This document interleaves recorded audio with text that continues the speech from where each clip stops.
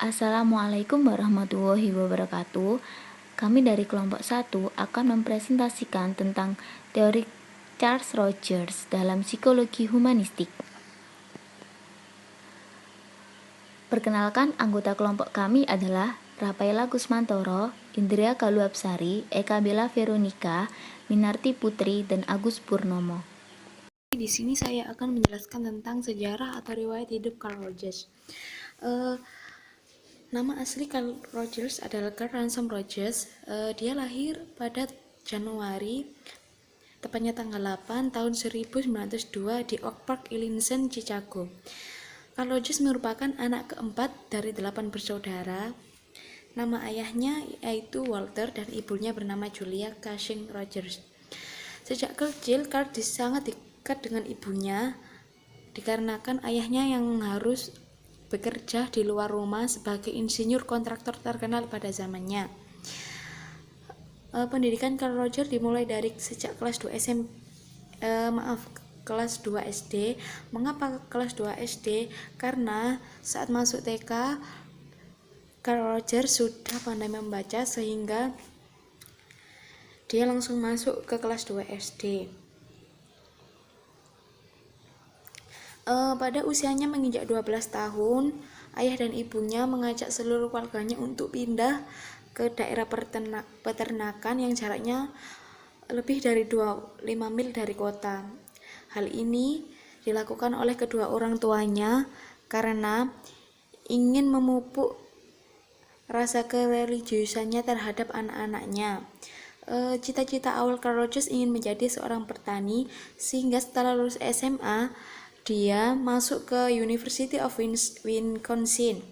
Setelah lulus, Carl Rogers berbelok melanjutkan studinya di Union Technology Seminary. Kemudian, setelah studi keduanya selesai, Carl Rogers berpikir untuk menempuh di bidang psikologi klinis, sehingga ia melanjutkan studi ke Columbia University dan hingga akhirnya lulus di tahun 1931 dan mendapatkan gelar PhD Doktor. Karya-karya Carl Rogers yang terkenal di sini, yang pertama yaitu The Clinical Treatment of the Problem Child yang diterbitkan pada tahun 1931.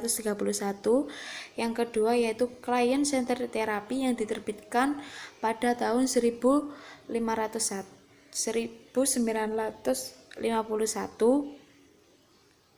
Yang ketiga yaitu On Becoming Person yang diterbitkan pada 1961. Baik, saya akan melanjutkan penjelasan dari pemateri sebelumnya. Saya Indria Kaluapsari, saya akan menjelaskan tentang teori humanistik Charles Rogers. Yang pertama adalah asumsi diri dan aktualisasi diri. Apa itu aktualisasi diri? Aktualisasi diri adalah proses menjadi diri sendiri dan mengembangkan sifat-sifat serta potensi-potensi psikologis yang unik.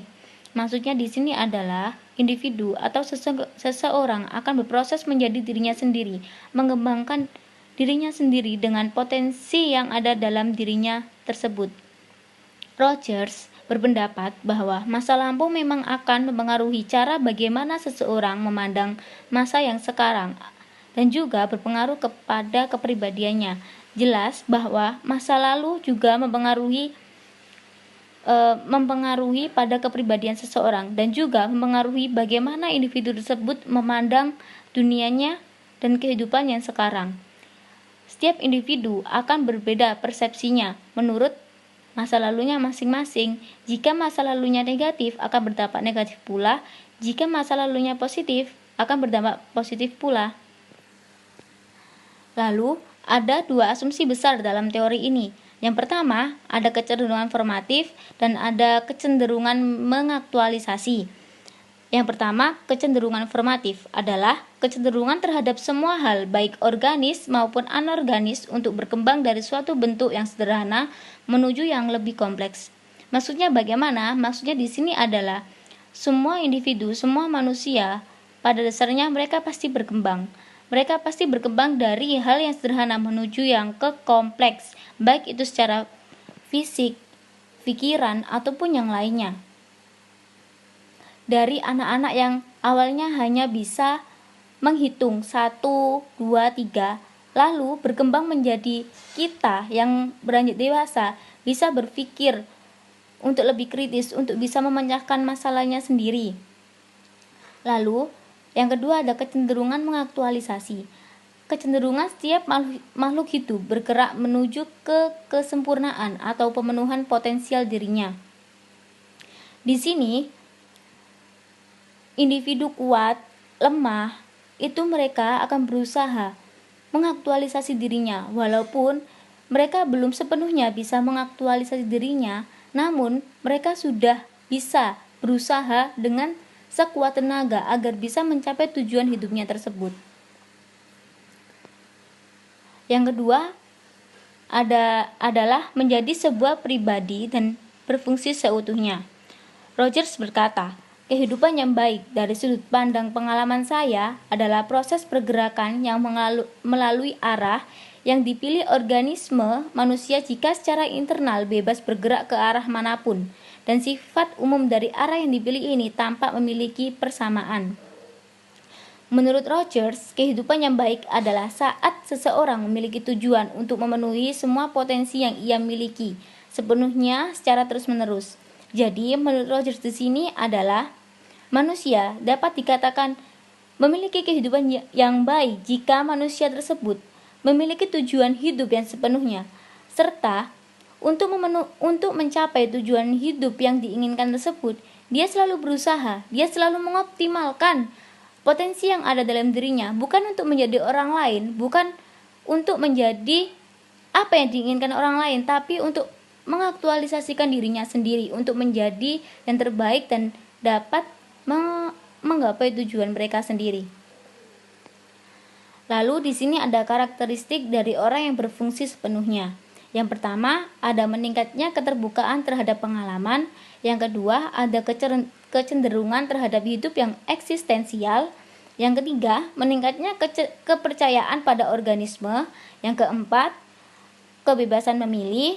Yang kelima, kreativitas. Dan yang terakhir adalah kehidupan yang kaya akan warna. Prinsip teori humanistik Carl Rogers. Yang pertama, pandangan tentang manusia menurut Carl Rogers. Yang kedua, memiliki kemampuan dalam diri untuk mengerti diri. Yang ketiga, mampu mengaktualisasikan diri. Yang keempat, memiliki kesadaran batin yang tetap. Kemudian, menerima diri dengan penuh kepercayaan. Pandangan tentang manusia menurut Carl Rogers itu ada 3. Yang pertama, manusia pada dasarnya baik dan penuh kepositifan. Yang kedua, manusia mempunyai kemampuan untuk membimbing, mengatur, dan mengontrol dirinya sendiri. Yang ketiga, setiap individu pasti memiliki motor penggerak berupa terbuka terhadap pengalamannya sendiri, mampu menempuh kenyataan, tidak melakukan denial, percaya pada diri sendiri. Percaya pada diri sendiri ini kemampuan individu untuk beradaptasi dan menyesuaikan diri dan mempunyai dorongan yang kuat untuk ke arah kedewasaan yang bertujuan untuk memerdekakan dirinya. Kemudian, yang kedua, memiliki kemampuan dalam diri untuk mengerti diri. Kemampuan dalam diri untuk mengerti diri itu untuk menentukan hidup, menangani masalah-masalah, menciptakan kondisi yang mempermudah perkembangan individu tersebut untuk mencapai aktualisasi diri, yaitu tahap ketiga, yang mampu mengaktualisasikan diri. Kemudian memiliki kesadaran batin yang tetap. Kesadaran batin yang tetap itu dapat mengenali pengalaman yang berhubungan dengan aku, yang membedakan aku dan bukan aku. Jadi dia paham pengalamannya dan pengalaman yang bukan dia. Kemudian menerima diri dengan penuh kepercayaan. Menerima diri dengan penuh kepercayaan ini merupakan penghargaan positif. Jadi dia merasa dirinya dihargai, dicintai karena nilai dirinya, maksudnya apa adanya dirinya sebagai person yang bersifat menerima dirinya dengan penuh kepercayaan. Pembelajaran humanistik memandang manusia sebagai subjek yang bebas, merdeka untuk menentukan arah hidupnya. Manusia bertanggung jawab penuh atas hidupnya sendiri dan juga atas hidup orang lain. Jika gagal dalam menerapkan pertahanan tersebut, konsep diri akan hancur dan menyebabkan psikotik. Nah, teori humanistik berasumsi bahwa teori apapun baik dan dapat dimanfaatkan asal tujuannya untuk memanusiakan manusia, yaitu pencapaian aktualisasi diri, pemahaman diri, realisasi diri, dan mampu belajar secara optimal. Teori humanistik tujuannya untuk memanusiakan manusia. Teori ini memahami perilaku dari sudut pandang pelakunya, bukan dari sudut pandang pengamatnya.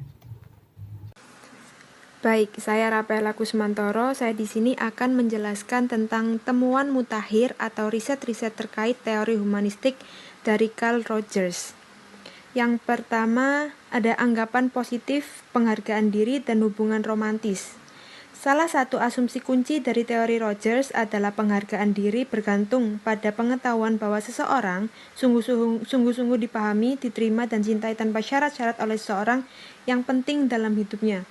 Jadi seperti halnya teori dari Maslow, seseorang itu memang butuh untuk diterima, dicintai, dan butuh pengakuan dari orang lain. Baik, dan yang kedua, ada diri ideal, kongruensi, dan kesehatan mental. Rogers dalam teorinya yakin bahwa fondasi kesehatan mental adalah kongruensi antara cara kita melihat diri kita dan bentuk ideal yang kita inginkan. Baik, selanjutnya ini kritik terhadap teori Carl Rogers.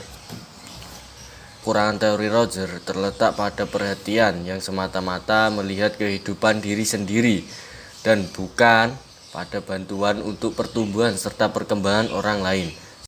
Selain itu, gagasan bahwa seorang harus dapat memberikan respon secara realistis terhadap dunianya sangat sulit diterima. Rogers juga mengabaikan aspek tidak sadar dalam tingkah laku manusia. Ini terlalu berfokus pada medan fenomena atau pandangan subjektif seseorang, tanpa mempertimbangkan aspek pemikiran atau pemahamannya. Padahal pemahaman atau pemikiran ini sangat mempengaruhi bagaimana seseorang bersikap dan bertingkah laku. Sementara pemikiran tersebut sangat dipengaruhi oleh keyakinan, agama, atau ideologinya. Disampaikan terima kasih kepada seluruh pemateri, dapat kami simpulkan bahwa Rogers beranggapan bahwa kekuatan-kekuatan yang memimpin perilaku manusia ada di dalam diri manusia itu sendiri, dan apabila kondisi-kondisi sosial itu mengubahnya, kekuatan-kekuatan tersebut akan mengarahkan manusia menuju perkembangan yang positif. Sekian dari kelompok kami, kurang lebihnya mohon maaf. Wabillahi taufiq wal hidayah. Wassalamualaikum warahmatullahi wabarakatuh.